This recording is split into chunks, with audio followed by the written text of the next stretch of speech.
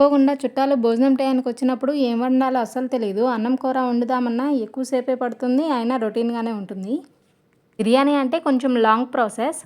అలాంటి టైంలో రిస్క్ తీసుకోకుండా ఇలా పలావ్ చేసేయండి. 20 నిమిషాల్లో అయిపోతుంది. ముందుగా చికెన్‌ని క్లీన్ చేసుకుని చికెన్‌కి సరిపడా ఉప్పు, కారం, పసుపు, చికెన్ మసాలా, గరం మసాలా వేసుకుని చికెన్‌కి బాగా పట్టించండి.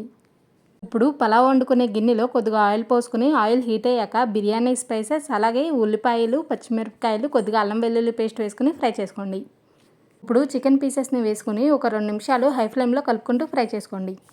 చికెన్లోని నీళ్లు బయటికి ఊరుతున్నప్పుడు కడిగి పెట్టుకున్న బాస్మతి రైస్ని వేసి 1 గ్లాస్ బియ్యానికి 1.5 గ్లాస్ వాటర్ పోసుకుని మొత్తం నీట్గా కలుపుకొని ఒకసారి టేస్ట్ చూసి మీకు కావాల్సినవి వేసుకోండి. పుదీనా, కొత్తిమీర, నిమ్మరసం వేసుకుని మూత పెట్టి ఒక పావు గంట 20 నిమిషాలు ఉడకనిస్తే రెడీ. వీడియో నచ్చితే please like and subscribe. Thank you for watching.